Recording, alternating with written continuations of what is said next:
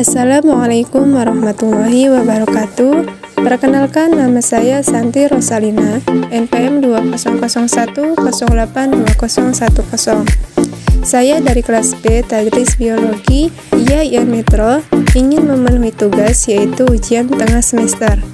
Adapun tugas saya yaitu membuat video pembelajaran mengenai materi gametogenesis.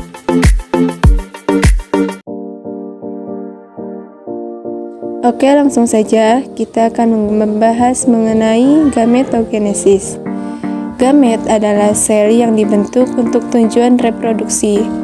Gametogenesis didefinisikan sebagai proses pembentukan dan perkembangan sel sperma dan sel telur agar bisa membentuk individu baru atau janin.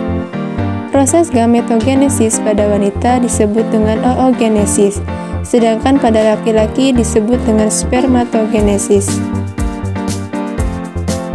Kemudian, gametogenesis pada hewan terjadi pada dua tempat, yakni testis dan ovarium. Gametogenesis pada testis disebut dengan spermatogenesis karena menghasilkan sperma, sementara pada ovarium dinamakan oogenesis karena menghasilkan ovum. Spermatogenesis itu terjadi di testis, tepatnya di bagian tubulus seminiferus. Ini dimulai dari oleh sel induk spermatozoa yang disebut dengan spermatogonia. Setiap spermatogonia manusia mengandung 46 kromosom atau bersifat diploid. Spermatogonia akan melakukan pembelahan mitosis untuk menghasilkan spermatosit primer yang juga memiliki 46 kromosom. Spermatosit primer melakukan pembelahan meiosis 1 dan menghasilkan dua spermatosit sekunder yang masing-masing memiliki 23 kromosom atau bersifat haploid. Setiap spermatosit sekunder melakukan pembelahan meiosis 2 dan menghasilkan dua spermatid. Spermatid berdiferensiasi menjadi spermatozoa fungsional melalui proses yang disebut dengan spermiogenesis. Sperma yang matang dan fungsional bersifat motil karena dilengkapi dengan mikrotubulus. Spermatozoa terdiri dari beberapa bagian, yaitu bagian kepala, bagian tengah, dan bagian ekor. Yang pertama adalah bagian kepala. Bagian kepala sperma berisi nukleus dan akrosom. Akrosom terletak di bagian depan kepala sperma. Akrosom sperma menghasilkan hormon hyaluronidase dan proteinase yang berfungsi untuk membantu sperma ketika menembus lapisan sel telur. Kemudian, bagian tengah. Bagian tengah mengandung mitokondria yang berfungsi untuk menghasilkan energi yang digunakan untuk mendukung gerakan sperma. Dan yang ketiga yaitu bagian ekor. Bagian ekor sperma berfungsi untuk mendukung pergerakan sperma ketika akan membuahi sel telur. Jika pada seorang pria mulai dapat memproduksi sperma ketika testisnya telah menghasilkan hormon testosteron. Hal ini terjadi ketika masa pubertas. Selain berfungsi untuk memicu pembentukan sperma, hormon testosteron juga berfungsi mengatur ciri-ciri kelamin sekunder pada pria seperti tumbuhnya kumis, rambut-rambut di ketiak dan sekitar alat kelamin, otot-otot lebih kekar, dan suara yang lebih berat. Selanjutnya, pembentukan sel gamet jantan atau disebut juga dengan spermatogenesis. Spermatogenesis pada manusia dan hewan umumnya mulai terjadi pada saat pubertas hingga biasanya berlanjut sampai usia dewasa. Pembentukan sel gamet jantan akan menghasilkan spermatogonium serta spermatozoa. Kelenjar kelamin pria dewasa secara seksual umumnya mengandung kira-kira 100 juta spermatogonium, dan dapat menghasilkan kira-kira 200 spermatozoa setiap harinya. Yang kedua yaitu pembentukan gamet betina atau disebut juga dengan oogenesis. Indung telur atau disebut juga dengan ovarium pada saat seorang wanita dilahirkan mengandung kurang lebih 7 juta oogonium. Setiap oogonium akan menjadi 2 buah sel oosit primer melalui pembelahan mitosis. Setelah mengalami pubertas, sel oosit primer akan mengalami pembelahan kembali dan akan menghasilkan sebuah ootit yang nantinya menjadi ovum yang siap dibuahi oleh spermatozoa. Pada gametogenesis hewan, umumnya pembentukan sel gamet mengalami proses yang serupa dengan gametogenesis pada manusia. Terdapat pula meiosis dan fertilisasi yang merupakan ciri produksi seksual yang membedakan antara spesies satu dengan spesies lainnya. Proses awal gametogenesis sudah terjadi saat pembuahan.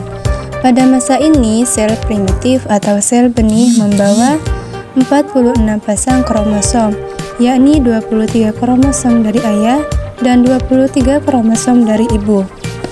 Kromosom ini menyimpan informasi genetik atau DNA yang akan menentukan karakteristik fisik seseorang, misalnya pada warna rambut, mata dan kulit, tinggi badan, dan struktur tulang. Durasi proses gametogenesis tidak sama antara pria dan wanita. Pada pria, proses spermatogenesis terjadi dalam beberapa hari, sementara pada wanita, proses oogenesis akan tertunda hingga beberapa tahun dan baru berlanjut ketika pubertas.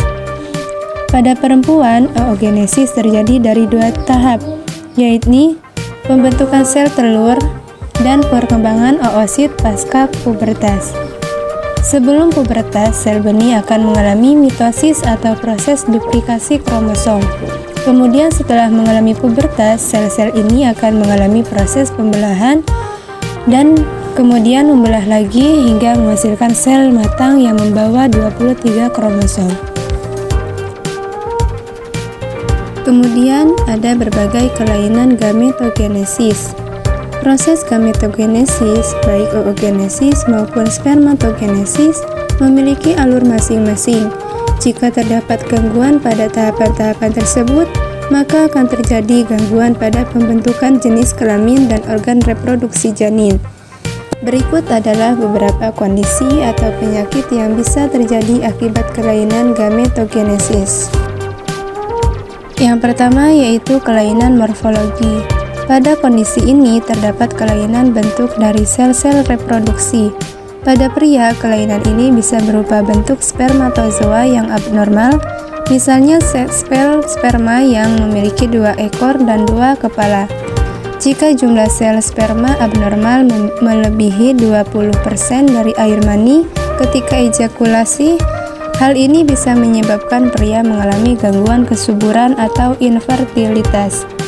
Sementara itu, pada wanita, kelainan morfologi dapat terjadi pada sel telur yang gagal berkembang. Kondisi ini bisa membuat embrio atau bakal janin sulit berbentuk atau terjadinya berbagai masalah kehamilan, misalnya kehamilan kosong dan keguguran. Kelainan yang kedua yaitu kelainan kromosom. Kelainan kromosom dibagi menjadi 2, yaitu kelainan pada kromosom autosom yang berperan dalam menentukan ciri fisik janin dan kelainan pada kromosom seks yang menentukan jenis kelamin. Jumlah kromosom normal manusia adalah 46 kromosom yang terbagi dari 23 pasang. Masing-masing pasang ini diperoleh dari gen ayah dan ibu. Selain pada kromosom autosom bisa terjadi karena kekurangan kromosom menjadi 45 atau disebut dengan monosomi, atau karena kelebihan kromosom menjadi 47 atau disebut trisomi.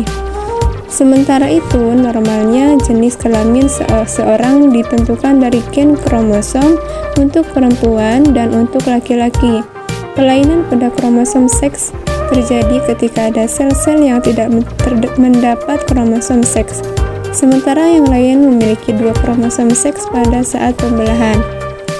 Kelainan gametogenesis ini bisa menimbulkan berbagai gangguan genetik, misalnya sindrom atau sindrom Klinefelter pada pria dan sindrom 45K atau sindrom Turner pada wanita. Kelainan gametogenesis umumnya sudah bisa terdeteksi saat janin masih dalam kandungan. Kelainan ini bisa dideteksi melalui pemeriksaan genetik atau tes DNA. Namun terkadang sebagian kasus kelainan gametogenesis juga ada yang baru terdeteksi setelah seseorang beranjak dewasa atau pada anak-anak. Oleh karena itu, untuk menentukan apakah Anda, pasangan, atau buah hati Anda memiliki kelainan gametogenesis, sebaiknya konsultasikan hal tersebut ke dokter, agar dokter dapat melakukan pemeriksaan dan penanganan yang tepat. Baik, itulah tadi sekilas info mengenai gametogenesis. Kurang dan lebihnya saya mohon maaf. Sekian, wassalamualaikum warahmatullahi wabarakatuh.